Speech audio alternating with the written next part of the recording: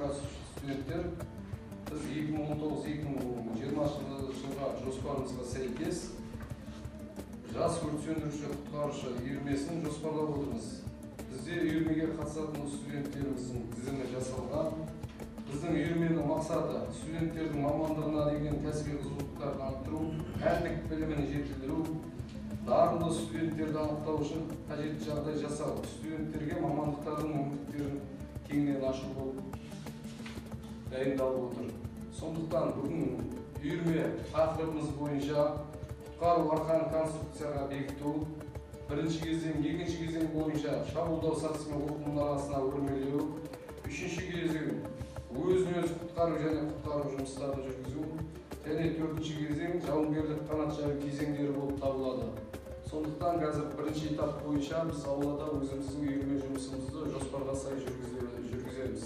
Жауынгерлік киім мен жабдықтарды сипаттамау мақсаты үшінші кезең бойынша жылжымалы өрт сөндіру сатысымен жұмыс жасау болып табылады. Бүгінгі атқаратын кезеңдер бойынша жаттығуымызды бастаймыз. Біздің үйірме қазіргі таңда іздестіру құтқару жұмыстарын жүргізуде.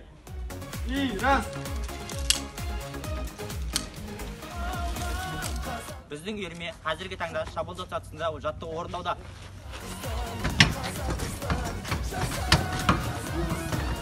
Біздің үйірме қазіргі таңда кедергіден өту жаттығуын орындауда.